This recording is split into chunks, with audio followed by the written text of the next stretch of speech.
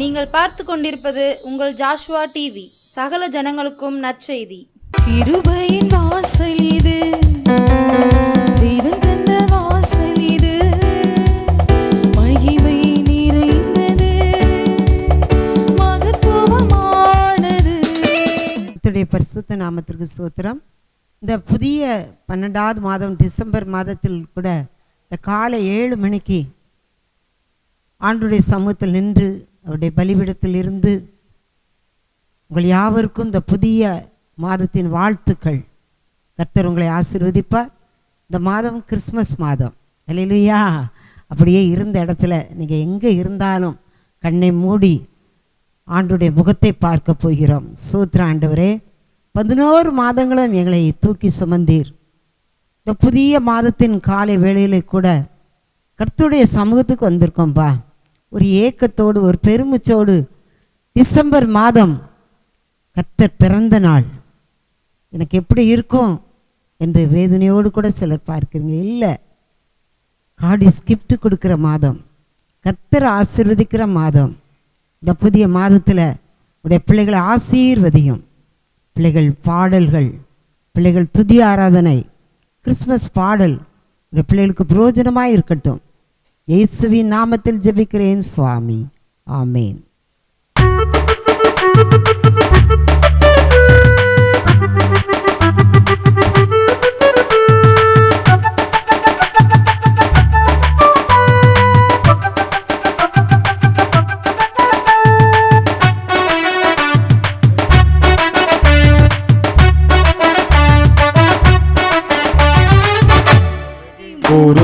சத்திரத்தை நாடி சத்திரத்தை நாடி சத்தமேசு பாலனுக்கு தொத்தியங்கள் பாடி பக்தியுடன் வெற்றி நபாவோடி ஓடி ஊரோடும் சத்திரத்தை நாடி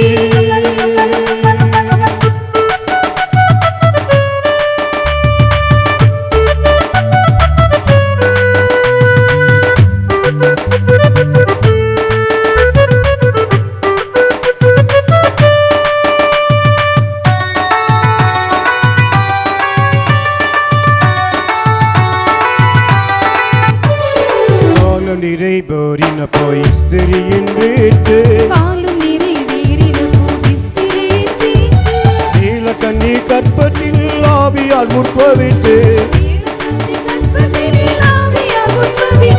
பாலனான இயேசு நம்மின் சொத்து சொத்து ஊரோடும் சத்திரத்தை நாடி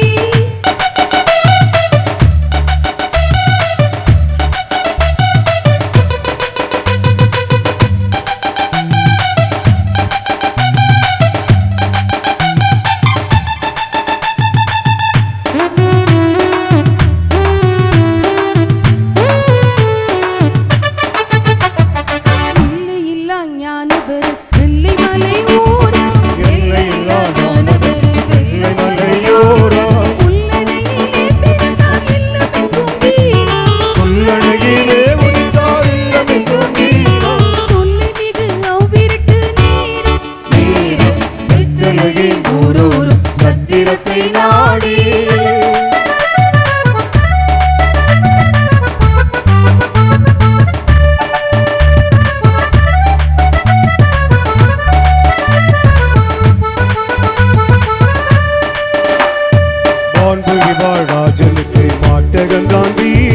வான்புவி வாழ் ராஜனுக்கு மாட்டகந்தான் வீடோ வானவர்க்கு வாய்த்தவற்றை பானவரன் மூண்டோ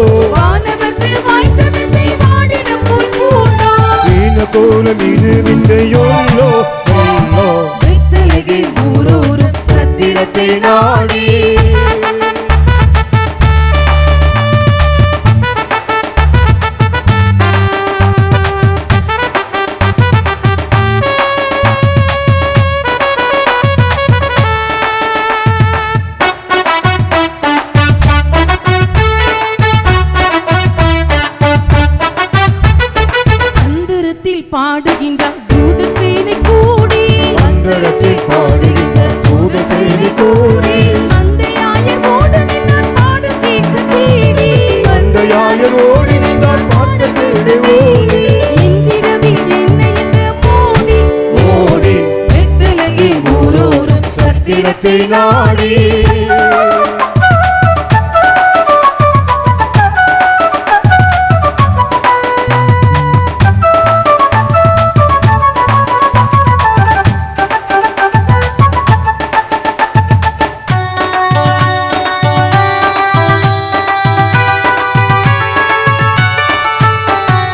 ஆற்றிடையர் அஞ்சுகின்றார் அவர் மகிமை கண்டு ஆட்டிடையர் அஞ்சுகிறார் அவர் மகிமை கண்டு. அத்தியின்றி காவிரியால் சொன்ன செய்தி கொண்டு அட்டியின்றி காவிரியில் சொன்ன செய்தி கொண்டு. நாட்டமுடன் ரட்சகரை கண்டு கண்டு பெத்தலகை ஊரூரும் சத்திரத்தை நாடி.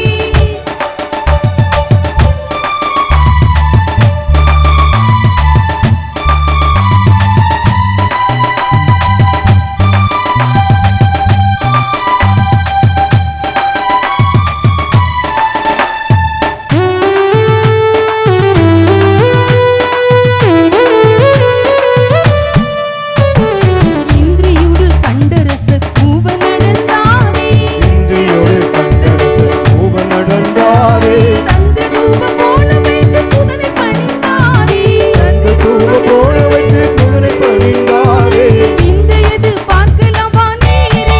நீரே பெத்தலகை ஊரூரும் சத்திரத்தை நாடி பெத்தலகி ஊரோர் சத்திரத்தை நாடி கத்தனேசு பாலனுக்கு துதியங்கள் பாடி.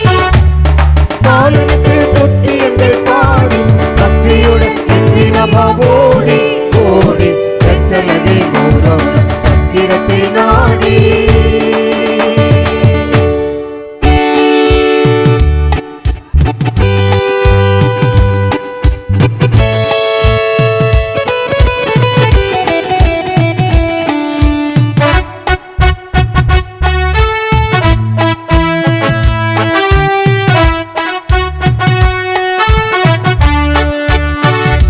கொட்டும் பனியில் குளிர்நிலா மண்ணில் வந்த பல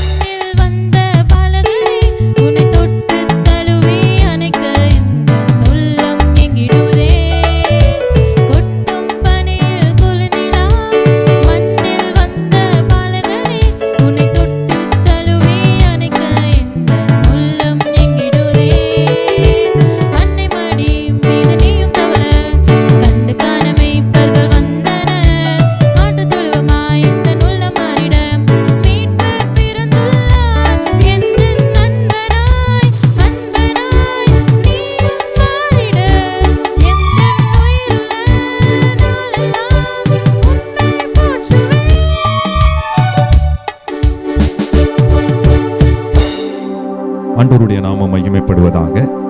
இந்த கிறிஸ்துமஸ் மாதத்திற்குள்ளே கர்த்தர் நம்மை காலெடுத்து வைக்கும்படியாக கிருபை கொடுத்ததற்காக கர்த்தருக்கு கோடி கோடி ஸ்தோத்திரங்களை ஏறெடுப்போம். இந்த 2025 ஆண்டிலே 11 மாதங்களை நிறைவு செய்து 12வது மாதத்தின் முதல் நாளிலே வந்திருக்கிறோம். ஆண்டவருடைய வார்த்தையை ஏசாயா தீர்க்கதரிசி 9வது அதிகாரத்தில் 6வது வார்த்தையில் இப்படி சொல்லுகிறார்: நமக்கு ஒரு பாலகன் பிறந்தார், நமக்கு ஒரு குமாரன் கொடுக்கப்பட்டார், கர்த்தத்துவம் அவர் தோளின் மேல் இருக்கும், அவர் நாமம் அதிசயமானவர், ஆலோசனை கர்த்தா, வல்லமை உள்ள தேவன், நித்திய பிதா, சமாதான பிரபு எனப்படும். ஆண்டவருடைய நாமங்களை குறித்து அவர் அழகாய் அங்கு சொல்லி வைத்திருக்கிறார். அவர் அதிசயமானவர், அவர் ஆலோசனை கர்த்தா, வல்லமை உள்ள தேவன், நித்திய பிதா, சமாதான பிரபு.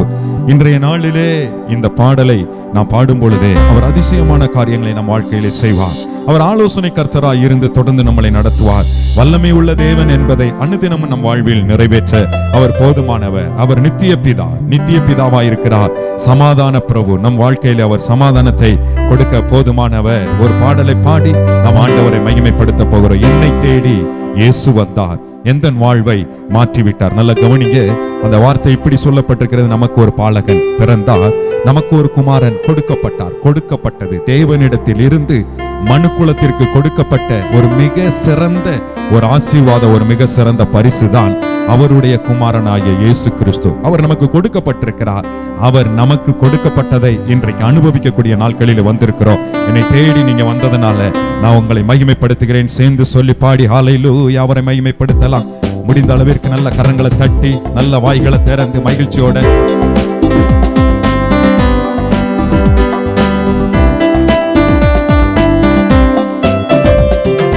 என்னை தேடி இயேசு வந்தார், எந்தன் வாழ்வை மாற்றிவிட்டார்.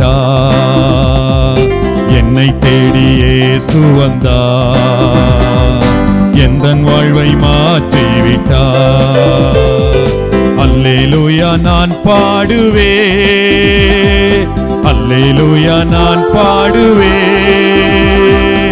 ஆடி பாடி துதித்திடுவே, நான் ஆடி பாடி துதித்திடுவே.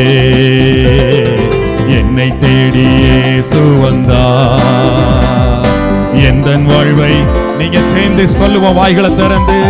ஓ என்னை தேடி இயேசு வந்தார், எந்தன் வாழ்வை மாற்றிவிட்டார். மகனானே நான் மகளானே, மகனானே நான் மகளானே, அப்பா பிதாவே என்றழைக்கும் உரிமையை எனக்கு தந்தார். அப்பா பிதாவே என்றழைக்கும் உரிமையை எனக்கு தந்தார். சேர்ந்து சொல்லுவோம். என்னை தேடி இயேசு வந்தார், எந்தன் வாழ்வை மாற்றிவிட்டார். என்னை தேடி இயேசு வந்தார், எந்தன் வாழ்வை மாற்றிவிட்டார். ஆவி தந்தார், தூய ஆவி தந்தார், ஆவி தந்தார், தூய ஆவி தந்தார். வல்லமையும் அன்பும் ஞானமும் கொண்ட பரிசுத்த ஆவி தந்தார். வல்லமையும் அன்பும் ஞானமும் கொண்ட பரிசுத்த ஆவி தந்தார். என்னை தேடி இயேசு வந்தார், எந்தன் வாழ்வை சொல்லுவோம் சத்தமா. என்னை தேடி இயேசு வந்தார், எந்தன் வாழ்வை மாற்றிவிட்டார். நம்மை தேடி வந்தவர் சீமைன, நம்மை தேடி வந்தவர் எதற்காக நம்மை தேடி வந்தார்? இழந்து போனதை மீட்பதற்காகத்தான் இயேசு கிறிஸ்து இந்த பூமிக்கு வந்தார். உங்களை என்னையும் பாவத்தில் விழுந்ததனுடைய விளைவாய் தெய்வம் இழந்து போனார். நம்மை தேடி வந்தவர், நம்மை தேடி வந்த இயேசு வாடி நின்ற நம்மளை வாழ வைக்கிறவர். அந்த பாடலிலே இப்படி ஒரு கவியை நாம பாடுவோம். இயேசு என்னில் இருக்கிறார், என்ன ஆனந்தம், இருளும் புயலும் வரட்டுமே, இதயம் கலங்குமோ இறைவா இயேசு தேவா, என் இதயம் மகிழ்ந்து பாடும், என்றும் உம்மை நாடும். இயேசு நமக்குள் இருப்பதுதான் கிறிஸ்துமஸ். இயேசு நமக்குள் உருவாகியிருப்பது தான் கிறிஸ்துமஸ். இயேசு நமக்குள் இருந்து நம்மை உருவாக்குவது தான் கிறிஸ்துமஸ். இந்த மாதத்திலே அந்த உணர்வுகளோடு இந்த மாதம் முழுவதும் கர்த்தருடைய சமூகத்தில் அனுதினம் நம்ம காத்திருப்போம். கர்த்தர் நம்மை ஸ்தோத்திரம் நன்மைகளினாலே நிரப்பி வழி நடத்த போதுமானவர். எல்லாருக்கும் தெரிந்த பாடல் தான், தேடி வந்த தெய்வம் இயேசு, என்னை தேடி வந்த தெய்வம் இயேசு, வாடி நின்ற என்னையே வாழ வைத்திட என்னை தேடி வந்த தெய்வம் இயேசு. இந்த பாடலை பாடிக்கொண்டிருக்கும் பொழுது ஒருவேளை நீங்க ஏதோ ஒரு துக்கத்தோட சோகத்தோட இருந்தாலும் தேவ பிரசன்னம் உங்களை மூடும், தேவ மகிமை உங்களை நிரப்பும். எல்லா பிரச்சனைகளிலே இருந்து கர்த்தருடைய ஆவியானவர் உங்களுக்கு விடுதலை கொடுக்க போதுமானவர். வேதம் சொல்கிறது, கர்த்தருடைய ஆவியானவர் எங்கே உண்டோ அங்கு விடுதலை உண்டு. கர்த்தருடைய ஆவியானவர் இப்பொழுது உங்க வீட்டிற்குள் இருக்கிறார். உங்களுக்கு விடுதலை கொடுக்க அவர் போதுமானவர் இருக்கிறார்.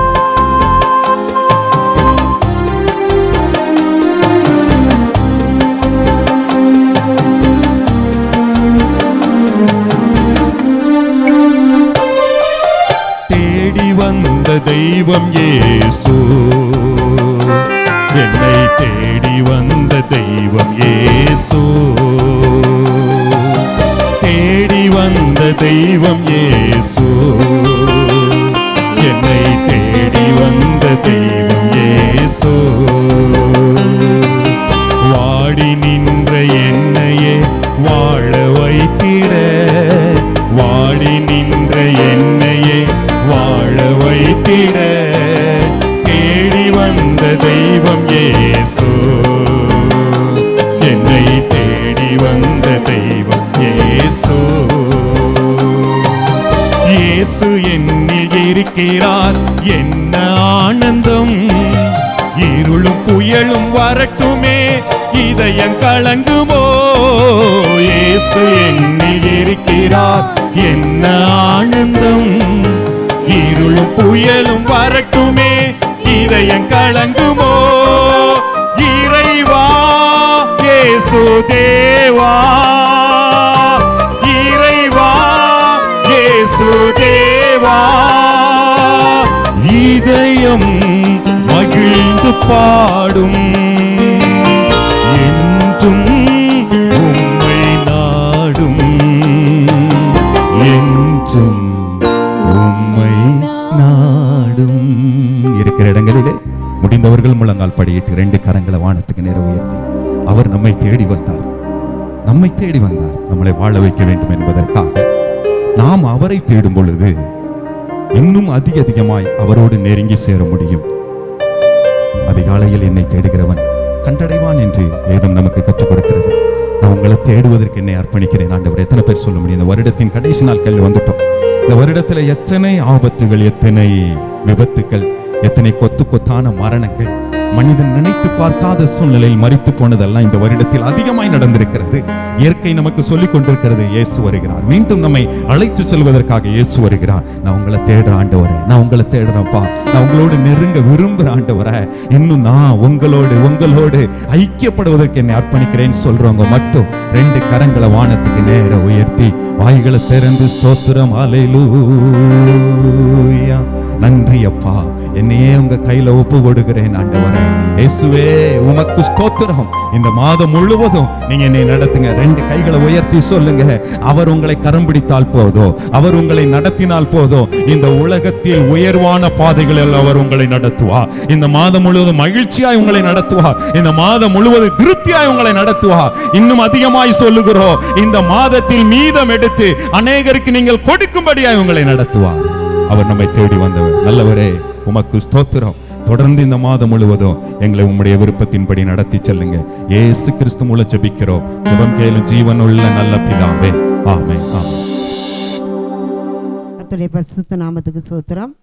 வாக்குத்தத்த வசனம், ஆண்டவர் கொடுத்த வார்த்தை வெளிப்படுத்தல் 21ஆம் அதிகாரம் 2ஆம் அதிகாரம் 19ஆம் வசனம். வெளிப்படுத்தல் 2:19. உன் கிரியைகளையும் உன் அன்பையும் உன் ஊழியத்தையும் உன் விசுவாசத்தையும் உன் பொறுமையையும் நீ முன்பு செய்த கிரியைகளிலும் பின்பு செய்த கிரியைகள் அதிகமா இருக்கிறதையும் அறிந்திருக்கிறேன். அல்லேலூயா.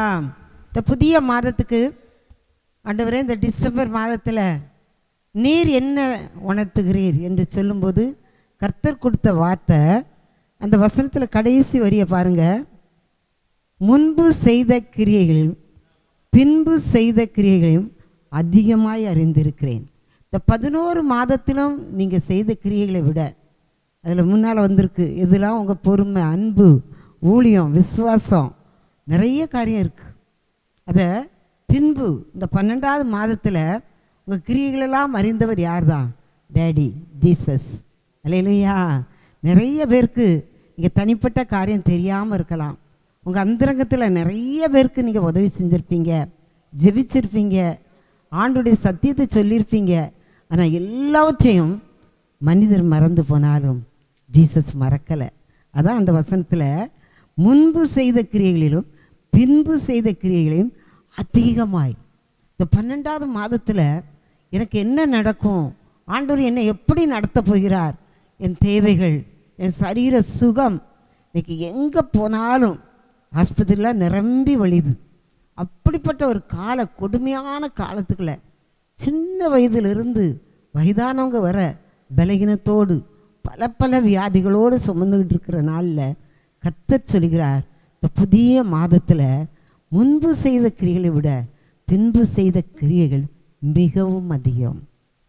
அதில் என்னெல்லாம் வருதுன்னு பாருங்க.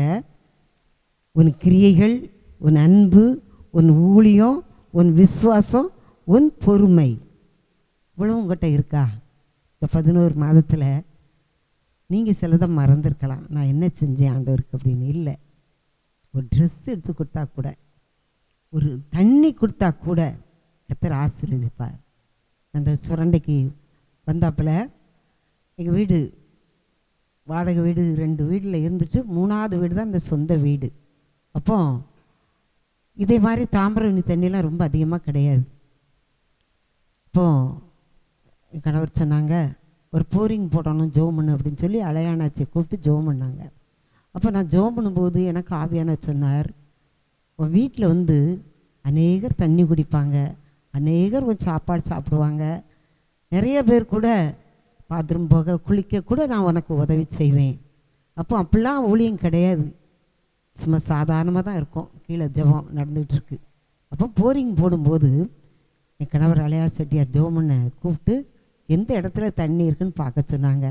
அப்போ ஆண்டவர் சொன்ன காரியம், இந்த போரிங் தண்ணி உனக்கு நல்ல தண்ணியாகவும் இருக்கும், உனக்கு மட்டும் நான் தரல, உன் குடும்பத்துக்கு மட்டும் நான் தரல, உன்னை தேடி வருகிற ஜனங்கள். இன்றைக்கி பாருங்கள், 2025 என் கணவர் போட்டது 2000 ஆரம்பத்தில் நாங்கள் போட்டோம். அதுக்கு முன்னே போட்டோம், ஒரு 1990.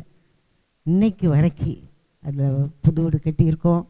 அதுக்கெல்லாம் தண்ணி வெளியே வாங்கவே இல்லை. இப்போ என் பிள்ளைகள், என் பேர பிள்ளைகள் அடுத்தாப்பில் தினமும் எங்கள் வீட்டுக்கு வர்றவங்க எல்லாரும் அதை தண்ணி அனுபவிக்காங்க. எதுக்கு சொல்ல வரேன்னு சொன்னால், நம்ம என்ன செஞ்சாலும் அது தண்ணியோ, ஒருவேளை சாப்பாடோ, ஒரு ட்ரெஸ்ஸோ. ஆரம்ப நாட்களில் சேலட்சுமி டாக்டர் அம்மா ஆஸ்பத்திரி முன்னால் மெடிக்கல் வச்சுருந்தோம். கிறிஸ்மஸ் கடையிலலாம் ரொம்ப பொருள் கிடையாது. அந்த அம்மா சீட்டு அனுப்புது மட்டும்தான், பேர்கால சீட்டு வரும். அதுவும் காற்று இருப்பாங்க. எங்கள் ராத்திரிலாம் என் கணவர் யாருக்கு குழந்தை பிறக்கும்னு காற்று இருப்பாங்க. அப்போ கிறிஸ்மஸ் வருது. அந்த கிறிஸ்மஸ்க்கு எனக்கு 2 பிள்ளைகள், குட்டி பிள்ளைகள். அப்போது நான் ஜோம் பண்ணுறேன், ஏசப்பா கிறிஸ்மஸ்க்கு ட்ரெஸ் எடுக்கணும் பிள்ளைகளுக்கு. எனக்கும் என் கணவருக்கு வேண்டாம், கொஞ்சம் பணம்னாலும் அப்போ போதும். இப்போ தான் நிறைய பணம் எங்கெல்லாமோ போய் எடுக்காங்க. ஆனால் அப்போது சுரண்டையில் எடுத்தால் போதும், அதுக்கு கூட காசு கிடையாது. ஆனால் இன்றைக்கி பார்த்தீங்கன்னா ஆண்டவர் அநேகருக்கு கொடுக்க கிருபை தந்திருக்கிறார். எதுக்கு சொல்லுன்னு சொன்னால், அன்னைக்கு ஜெபித்த ஜெபம் வெறுமே ஆண்டவர் விடலை. இந்த டிசம்பர் மாதம்னு சொன்னாலே ஊழியர்களுக்கு காணிக்க, அநேகர் தேடி வருகிற ஜனங்களுக்கு ஆகாரம், இன்னும் உதவி கேட்டு வர்றவங்க, இதுக்கெல்லாம் கொடுக்க ஆண்டவர் நம்முடைய கிரியைகள், அடுத்தாப்புல விசுவாசம், உன் பொறுமை, முன்பு செய்த கிரியைகளை விட 2025 கர்த்தர் உங்கள் கையின் பிரயாசத்தை ஆசீர்வதிப்பார். குறைஞ்செல்லாம் நம்மளை ஆசீர்வதிக்க மாட்டார், அதிகமாய் ஆசீர்வதிப்பார்.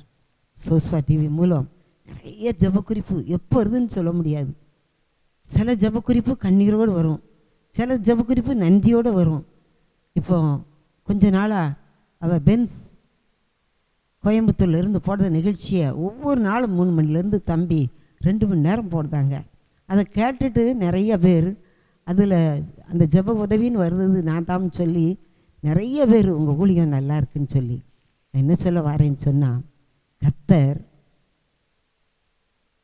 இந்த நாளில் இந்த புதிய மாதத்தில் உங்கள் கிரியைகளெல்லாம் அறிந்திருக்கிறார். தாழ்வில் நம்மை நினைத்தவரை துதியுங்கள். தாழ்வில் தான் நம்ம நினைப்பார். உயர்ந்து உயர்ந்து கீழே வர்றதை விட நம்ம கீழே இருந்து இருந்து மேலே போகிறத கர்த்தர் ஆசீர்வதிப்பார். அல்லேலூயா.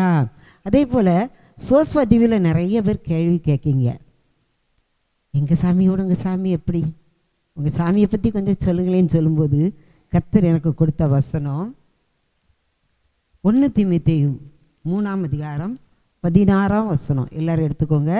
1 தீமோத்தேயு 3:16 அன்றியும் தேவ பக்திக்குரிய ரகசியமானது தேவன் மாம்சத்திலே வெளிப்பட்டார். 1 தீமோத்தேயு 3:16 என்ன சொன்னார்? தேவன் மாம்சத்தில் வெளிப்பட்டார். அன்றியும் தேவ பக்திக்குரிய ரகசியமானது யாவரும் ஒப்புக்கொள்ளுகிறபடியே மகா மேன்மையுள்ளது. தேவன் மாம்சத்திலே வெளிப்பட்டார். முதலாவது தேவன் இந்த வசனத்தை நீ சொல்லு, அவங்களுக்கு புரியல. நிறைய டிவியில் செய்தி நிகழ்ச்சி வந்துக்கிட்டே இருக்கு. அப்போ அவங்க கேட்குற கொஸ்டின் எல்லாரும் பார்க்காங்க, அது இஸ்லாமியரும் பார்க்காங்க, எல்லாரும் பார்க்காங்க. அப்போ ஆவியானவர் எனக்கு இந்த வசனத்தை அவங்களுக்கு எடுத்து சொல்லு. மாம்சத்தில் அவர் இந்த கிறிஸ்மஸ் நாளில் அவர் மனிதராய் பிறந்தார். அடுத்தாப்புல பாருங்க, ஆவியிலே நீதி உள்ளவர் என்று விளங்கப்பட்டார். அல்லேலூயா. இந்த பூமியில் 33 வருஷம் ஆண்டவர் இருந்தாங்க. நீதி உள்ளவர். இந்த வாலிப வயதில் பரிசுத்தத்தை காத்து கொண்ட தெய்வம், நீதி உள்ள தெய்வம். அநீதிக்கு அநீதி தான், நீதிக்கு நீதி உள்ளவர். உங்களுடைய நீதி ஒரு நாளும் மறைஞ்சு போகாது. அதுபோல ஆண்டவர் நீதி உள்ளவர். அடுத்த வரியா, தேவ தூதர்களால் காணப்பட்டார். அல்லேலூயா. பைபிளில் நீங்கள் பார்த்தீங்கன்னா தேவ தூதர்களால் இப்பவும் நிறைய பேருக்கு காட்சி. நீங்கள் இப்போ வாட்ஸ்அப்பில் பார்ப்பீங்க, செல்ஃபோனில் பார்க்கிங்க, டிவியில் பார்க்கிங்க, தேவ தூதர்கள் உதவி செய்ததை பார்க்கிங்க. அவர் தேவ தூதர்களால் காணப்பட்டார். இன்றைக்கும் தேவனுடைய பிள்ளைகளுக்கு தேவ தூதர்கள் நின்று உதவி செய்தாங்க. என் வாழ்க்கையிலலாம் நிறைய காரியத்தில் இது சாத்தியமா, இது நடக்குமா, தெய்வ தூதர்களை கொண்டு எனக்கு உதவி செய்திருக்கிறார். இந்த மாதத்தில் உங்கள் பண பற்றாக்குறைகள், நிறைய குடும்பங்கள் பிரிஞ்சிருக்கு. நீதியே எங்களுக்கு வழங்காதா?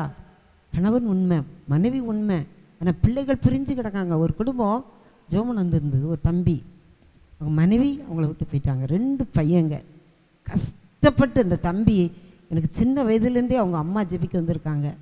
இந்த தம்பி 2 பையங்க, அந்த பையங்களாம் கஷ்டப்பட்டு +2 +1 படித்த பையன். ஒரு பையன் சென்னைக்கு போயிட்டான், ஒரு பையன் சொல்லாமே போயிட்டான், மனைவி போயிட்டான். அவங்க தம்பி ரொம்ப அழுவாங்க.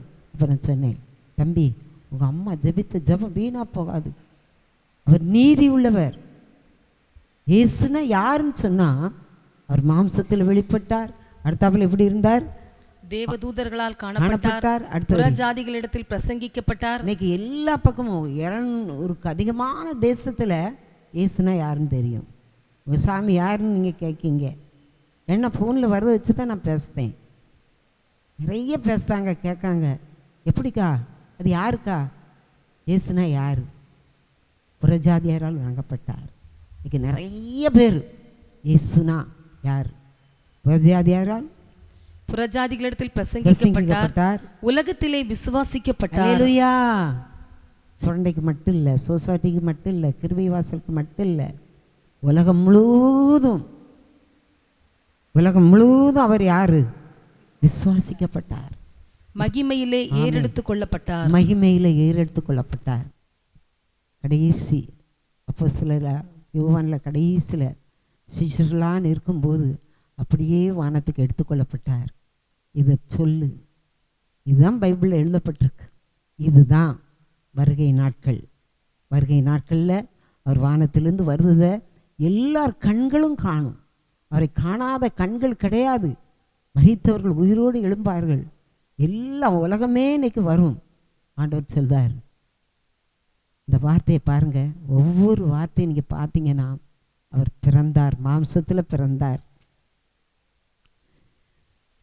ஆவியிலே நீதி உள்ளவராய் வழங்கப்பட்டார், தேவதூதர்களால் காணப்பட்டார், புறஜாதிகளிடத்தில் பிரசங்கிக்கப்பட்டார், உலகத்தில் விசுவாசிக்கப்பட்டார், மகிமையில் ஏறெடுத்துக் கொள்ளப்பட்டார். இதுதான் சத்தியம், மறைவான சத்தியம் இல்லை.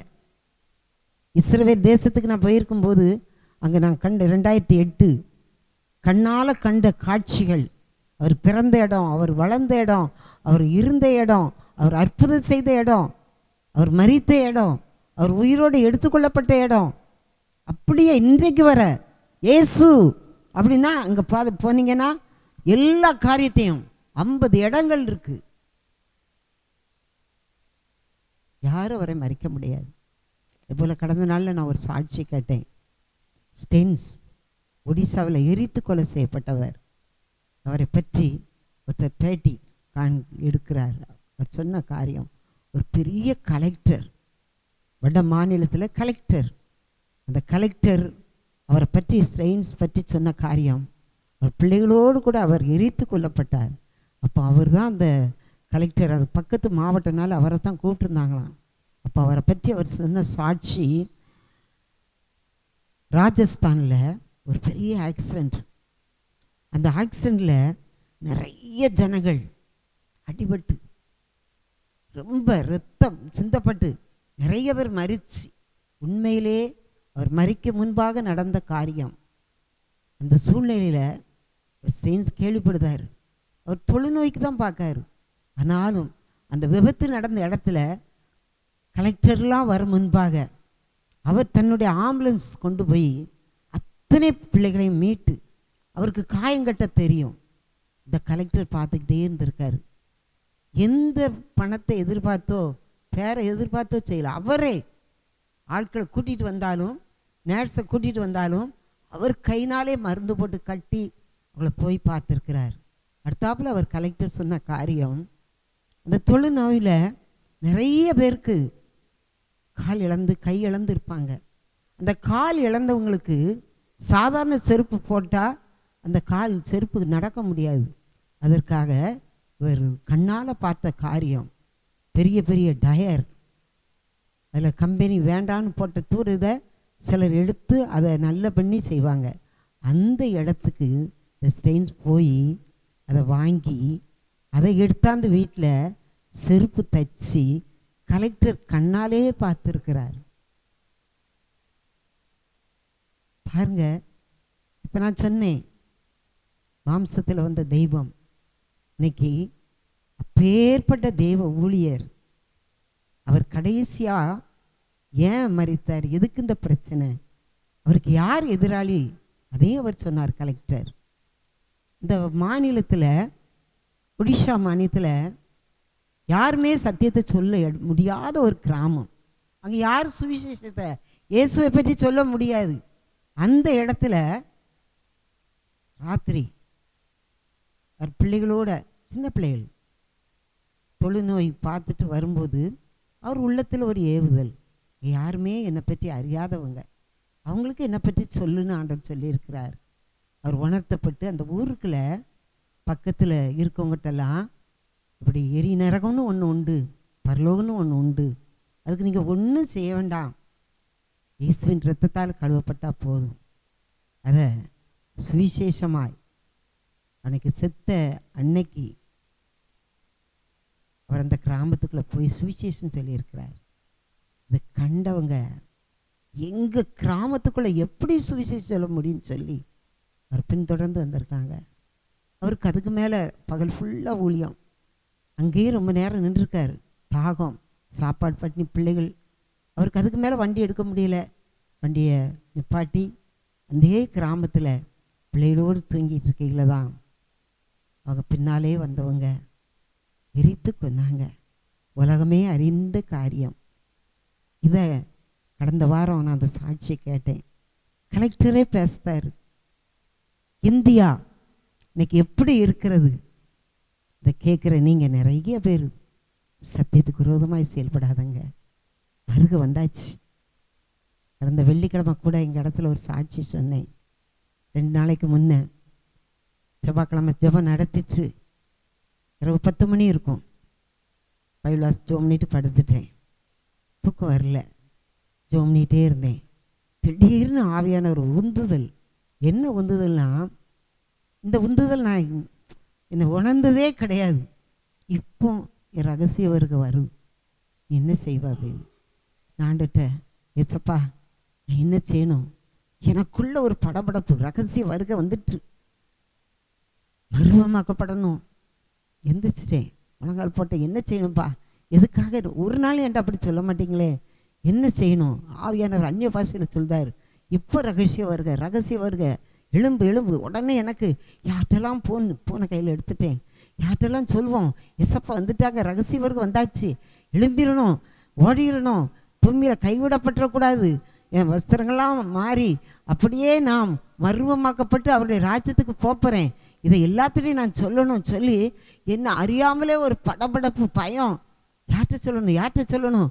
வந்தாச்சு ரகசிய வருகை, எப்போமோ வருதுன்னு நினச்சோம், இன்னைக்கு ராத்திரியே வந்துட்டு அப்படின்னு சொல்லி ஒரு 75 நிமிஷம் அப்படியே ஆவியானவர் என்ன பாவத்தை அறிக்கை செய்ய சொல்லி என்னை பரிசுத்தப்படுத்தி சுத்திகரித்து அவருடைய ராஜ்யத்துக்கு எப்படிலாம் நீ தகுதி உள்ளவளா மாறணுமா மாறு, சுத்திகரிக்கதை ஆவியில் உணர்ந்தேன்.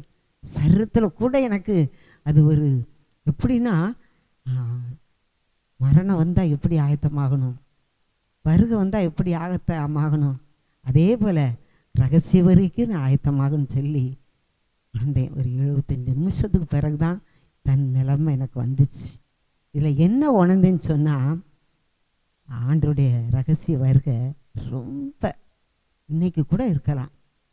நிறைய சத்தியம் சோஸ்வா டிவியில் சகுரன் மூலம், மோகனனை மூலம் நிறைய பாடல், தம்பி நிறைய 40 செய்தியாளர்கள் நிறைய கேட்கிங்க, சாட்சி நிறைய போடுறீங்க. சில சாட்சி ஜெபிக்கும் பதில் சொல்ல மாட்டேங்கிங்க, சில பதில் சொல்லுதீங்க. உங்களை வாழ்த்துகிறேன். நிறையா சொல்லுன்னு ஆசை தான், ஆனாலும் கர்த்தர் உங்களை ஆசீர்வதிப்பார். அப்படியே கண்ணை மூடி ஜெபம் பண்ணுவோம். ஸ்தோத்திரம் ஆண்டவரே, நன்றி அப்பா. இந்த புதிய மாதத்தில், கிறிஸ்மஸ் மாதம், பேசுங்கப்பா. நிறைய கண்ணீரோடு இருக்காங்கப்பா. இந்த 11 மாதமே என்னால் தாங்க முடியலை. கடன் பிரச்சனை மாறலை. எப்படி இந்த மாதத்தை கடப்பேன்? 2025 எப்படி முடிப்பேன்? புதிய ஆண்டு எனக்கு தேவையா? நிறைய பேர் கேள்விக்குறியோடு பார்க்காங்கப்பா. உங்கள் அன்பை உணர்ந்து கொண்டான். நீர் ஆசீர்வதிக்கிற தெய்வன் மாத்திரமல்ல, எங்களுக்கு அநேகருக்கு கொடுக்கிற கரங்களாய் எங்களை மாற்றுகிற தெய்வம். விலையினத்தோடு பார்ப்பாங்கப்பா, தேவையோடு பார்க்காங்கப்பா, மன கஷ்டத்தோடு குழந்தை இல்லைன்னு பார்க்காங்க. என்ன பிரச்சனையோடு பார்த்தாலும் இந்த ஜெபம் பேதுரு செய்து கொடுத்து கொண்டு இருக்கையிலே ஒரு பரிசுத்த ஆவியானவர் அபிஷேகம் அங்கே பொழியப்பட்டது. அதே போல அப்போஸ்தலர் நாட்களைப் போல இப்போ இந்த செய்தி கேட்கும் போதே ஆண்டவரே, அநேகருடைய கட்டுகள் அவிழ்க்கப்படுகிறது, அநேகருடைய பலகீனங்கள் மாறுகிறது, அநேகருடைய தேவைகள் சந்திக்கப்படுகிறது. கடன் பிரச்சனையில் ஒரு விடுதலை கொடுக்கிறீர் ராஜா. எஸ், சிலருக்கு தாமதித்தாலும் காத்திருக்காங்கப்பா. நிறைய பேர் இந்த சத்தியத்தை கேட்டு மனம் திரும்பி இருக்காங்க. இன்னும் இருதயத்தை கொடுக்காதவங்க இருக்காங்கப்பா. அவங்களையும் ரட்சித்து அந்த எரி நரகத்துக்கு யாரும் போய்விடக்கூடாதுப்பா. உன் கிரியைகளை அறிந்திருக்கிறேன், முந்தினதை பார்க்கலாம் பிந்தினது அதிகம். இந்த 12வது மாதம் உடைய பிள்ளைகள் பண தேவைகள், அவங்க சரீர சுகம், குழந்தை பாக்கியம், வீடு காரியம், திருமண காரியங்கள், என்னென்ன தேவையோடு பார்க்கிறாங்களோ அவர்கள் தேவைகள் சந்திக்கப்பட்டதுக்காக ஸ்தோத்திரம். இந்த சோஸ்வா டீம் மூலம் வருகிற எல்லா வார்த்தைகளும், செய்திகளும், பாடல்களும் இந்த பிள்ளைகளுக்கு பிரயோஜனமாக இருக்கிறதுக்காக ஸ்தோத்திரம். தம்பி குடும்பம், அப்பா அம்மா, பாட்டி, தங்கச்சி, தம்பி, இதை இணைந்திருக்கிறவங்க, இதுக்கு விளம்பரதாரர், கொடுக்கிறவங்க, மாதந்தோறும் நடக்கிற பாஸ்டிங் ப்ரேயர் எல்லாவற்றையும் ஆசீர்வதியும். அதுபோல் கிருபை வாசலிருந்து வருகிற இந்த டிசம்பர் மாதத்தில் 10, 11, 12 நடக்கிற புது ஆண்டுக்கான ஜெபம் எல்லாரும் கலந்து கொள்ள கிருபை தாரும். உடைய பிள்ளைகளை ஆசீர்வதிக்கிறோம். துதி கன மகிமை இயேசுவுக்கே. இயேசுவின் நாமத்தில் ஜெபிக்கிறோம் சுவாமி, ஆமேன். கர்த்தர் உங்களை ஆசீர்வதிப்பார். அல்லேலூயா, ஆமேன்.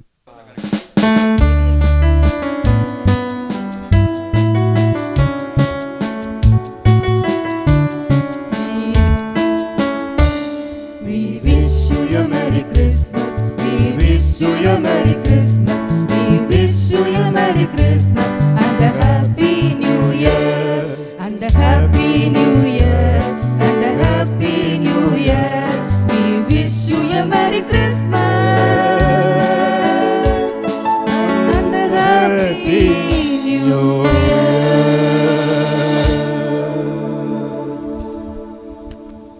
கர்த்தருடைய பரிசுத்த நாமத்துக்கு ஸ்தோத்திரம். கிருபை வாசன் மூலம் எங்கள் கிறிஸ்துமஸ் வாழ்த்துக்கள். கர்த்தர் உங்களை ஆசீர்வதிப்பார். ஆமேன்.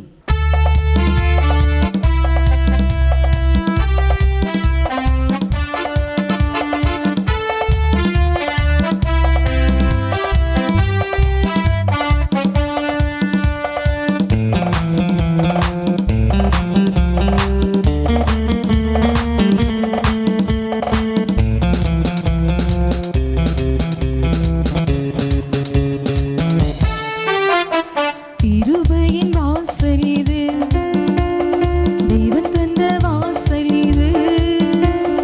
கிருபையின் வாசல் இது, தேவன் தந்த வாசல் இது. மகிமை நிறைந்தது, மகத்துவமானது. மகிமை நிறைந்தது, இது மகத்துவமானது. கிருபையின்